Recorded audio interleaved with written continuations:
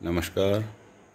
मैं Prahlad Kumar Meena, associate professor political science, BSR government arts college Alwar. इस ई class में आपका स्वागत। पिछले ई क्लास में ई लेक्चरर में हमने प्लेटो के आदर्श राज्य की योजना का अध्ययन किया। आज हम इस ई क्लास में प्लेटो के आदर्श राज्य पार्ट 2 के नाम से जो आदर्श राज्य की कल्पना और योजना जो कल के ई लेक्चर में पूरी नहीं हो पाई थी, उसके बारे में आज हम इस ई लेक्चर में अध्ययन करेंगे। प्लेटो चूँकि रिपब्लिक में उसने आदर्श राज्य की या दार्शनिक राजा की जो योजना दी, उसे प्राप्त करने के लिए शिक्षा योजना और साम्यवाद की योजना बताता है। यह हमने पिछली ई क्लास में पढ़ा और समझा है। प्लेटो आदर्श राज्य की स्थापना न्याय की प्राप्ति हेतु करने की बात करता है और प्लेटो इस बात को भी स्वयं स्वीकार करता है कि ऐसा दार्शनिक राज्य या आदर्श राज्य इस धरती पर संभव नहीं है, और इसी रिपब्लिक के विचार को अपनी अंतिम पुस्तक द लाज में वो उपराज्य व्यवस्था आदर्श राज्य की बात करता है। लेकिन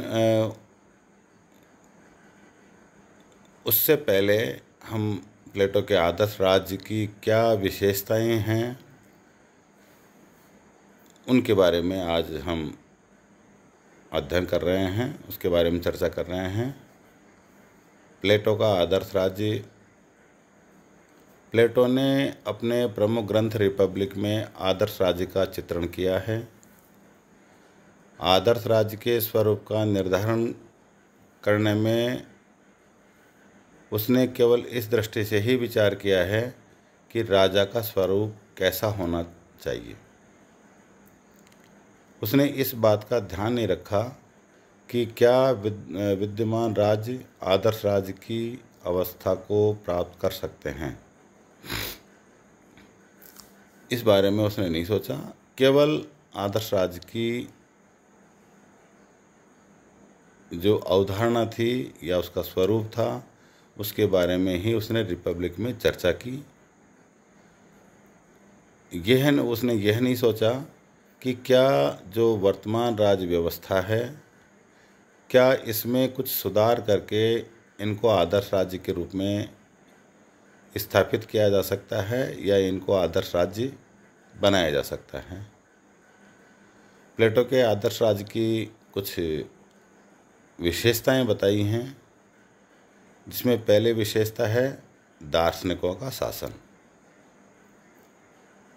प्लेटो के अनुसार दार्शनिक राज्य के लिए दार्शनिक शासक राज्य के हितों के साथ स्वयं अपने हितों का पूर्ण तादात्म्य स्थापित कर लेता है और समुदाय के हितों की पूर्ति करना अपना सर्वप्रथम तथा एकमात्र कर्तव्य समझता है। वह सत्य का अनवरत अन्वेषक होता है और उसमें एक श्रेष्ठ आत्मा के सभी लक्षण होते हैं। पहली जो विशेषता है उसमें बताया है कि दार्शनिकों का शासन होगा। अब चूंकि दार्शनिकों का शासन होगा और उसमें श्रेष्ठ आत्मा होगी, वो अपने कर्तव्यों के प्रति पूरी तरह समर्पित होगा, अपने स्वयं के हितों का पूर्ण रूप से कह सकते हैं कि उसमें एक समाज के हितों में ही समाहित कर लेगा। ऐसा दार्शनिक राजा की या आदर्श राज्य की बात करता है। और दार्शनिक राजा की प्राप्ति के लिए वो अपने शिक्षा योजना देता है, और उस शिक्षा योजना में 50 वर्ष की आयु प्राप्त व्यक्ति जो शिक्षा में सफल होता जाएगा, वही व्यक्ति दार्शनिक राजा बनने योग्य होगा। और वो प्लेटो का मानना है कि उसमें एक श्रेष्ठ आत्मा के सभी लक्षण सम्मिलित होंगे या मौजूद होंगे। दूसरी जो विशेषता प्लेटो ने अपने आदर्श राज्य की बताई है, वो है निरंकुशता, असीमित नहीं है। कुछ विद्वानों ने ये माना कि प्लेटो के आदर्श राज्य में जो दार्शनिक राजा होगा वो निरंकुश हो जाएगा, उस पर न कानून का नियंत्रण होगा न समाज का नियंत्रण होगा। और उसके बारे में प्लेटो कहता है कि दार्शनिक राजा की निरंकुशता असीमित नहीं होगी। पहली बात तो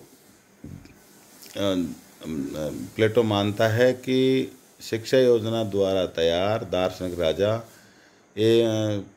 दार्शनिक राजा में श्रेष्ठ आत्मा निवास करेगी, तो उसमें अवगुण आने की संभावना बहुत कम मानता है प्लेटो।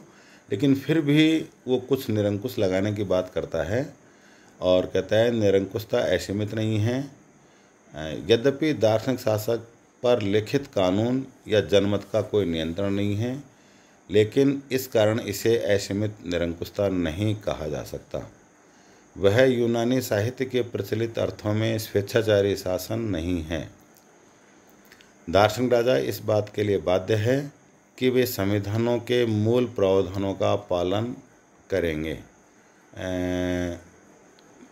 इसमें वो जो सीमाएं लगाता है या प्रतिबंध लगाता है उसके लिए कहता है कि जो संविधान हैं उनमें जो मूल प्रावधान होंगे उनका दार्शनिक राजा द्वारा पालन किया जाएगा। तीसरी जो विशेषता है आदर्श राज्य में न्याय, चूँकि प्लेटो का सारा फोकस न्याय प्राप्ति को लेकर है और न्याय की प्राप्ति के लिए ही उसने दार्शनिक राजा की कल्पना की। और दार्शनिक राजा कैसे बने या आदर्श राज्य कैसे बने, कैसे स्थापित हो, उसके लिए उसने साम्यवाद और शिक्षा की योजना बताई। आदर्श राज्य में न्याय होगा, ये प्लेटो के आदर्श राज्य की तीसरी विशेषता है। प्लेटो का आदर्श राज्य न्याय पर आधारित है। न्याय ही राज्य की एकता को बनाए रखने का मूल और मुख्य सूत्र है। प्लेटो का कहना है कि समाज अथवा राज्य की आवश्यकता और व्यक्ति की योग्यता को ध्यान में रखकर ही उसके कर्तव्य निर्धारित किए गए हैं, और प्रत्येक व्यक्ति द्वारा संतोषपूर्वक अपने कर्तव्यों का पालन करना ही न्याय है।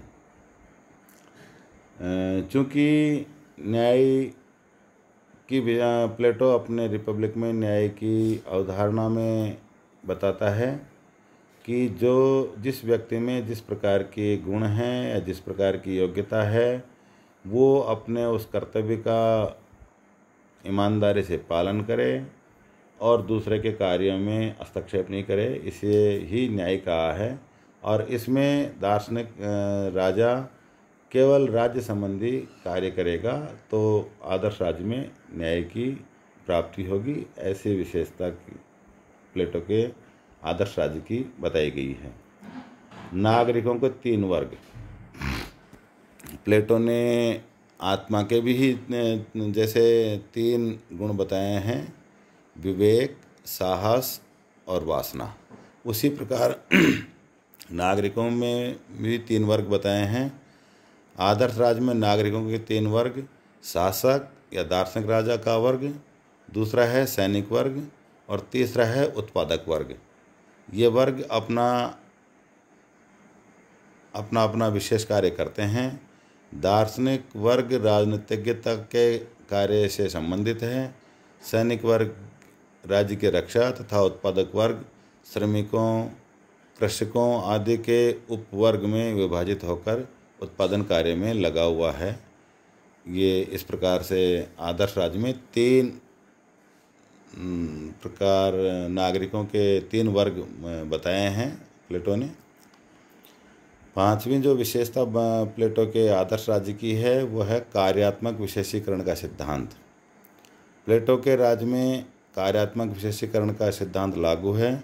प्रत्येक व्यक्ति केवल उन्हीं कार्यों का संपादन करता है जिन्हें करने के लिए वो सर्वाधिक योग्य है। और ये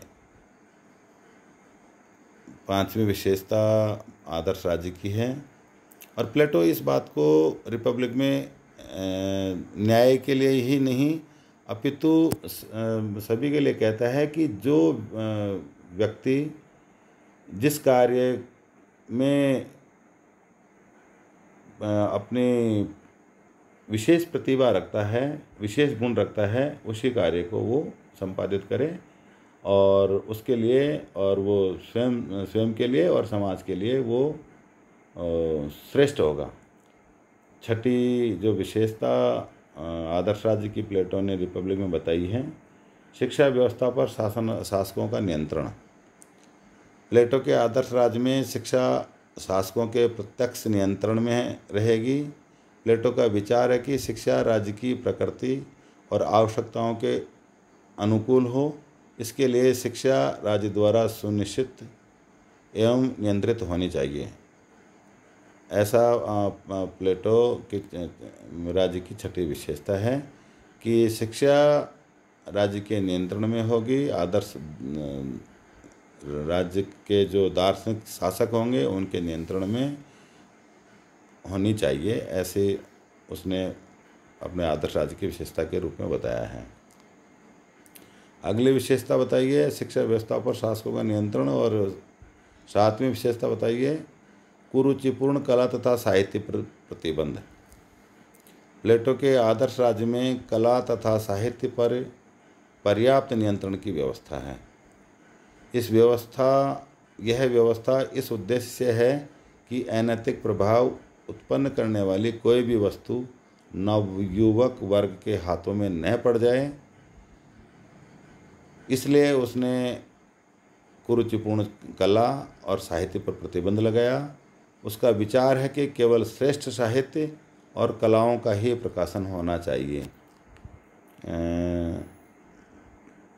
ये विशेषता वर्तमान सामाजिक परिवेश के हिसाब से ठीक है कि ऐसे वर्तमान क्या सभी कालों में ऐसे कुरुचिपूर्ण तथा साहित्य पर प्रतिबंध होना चाहिए जो नवयुवकों के भविष्य को या उनके विचारों को द्वलित कर उनको गलत रास्ते पर ले जाए।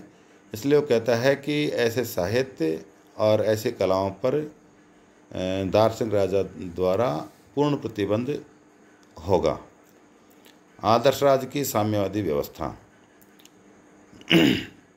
प्लेटो के आदर्श राज्य में अभिभावक वर्ग के लिए संपत्ति एवं परिवार के साम्यवाद की व्यवस्था की गई है। शासक व सैनिक वर्ग की न तो अपनी कोई संपत्ति होगी और न ही अपना निजी परिवार। प्लेटो का विचार है कि ये साम्यवादी व्यवस्था ही ऐसी परिस्थितियाँ उत्पन्न कर सकती है जिससे अभिभावक वर्ग अपने कर्तव्यों का श्रेष्ठ संपादन कर सके या अपने कार्य को श्रेष्ठता के साथ संपूर्ण कर सके। अगली विशेषता स्त्री पुरुषों को समान अधिकार। आदर्श राज्य में प्लेटो स्त्रियों को घर की 4 दीवारी से बाहर निकालकर उन्हें शिक्षा, जीवन यापन, शासन आदि जीवन के सभी क्षेत्रों में पुरुषों के समान अधिकार प्रदान करता है।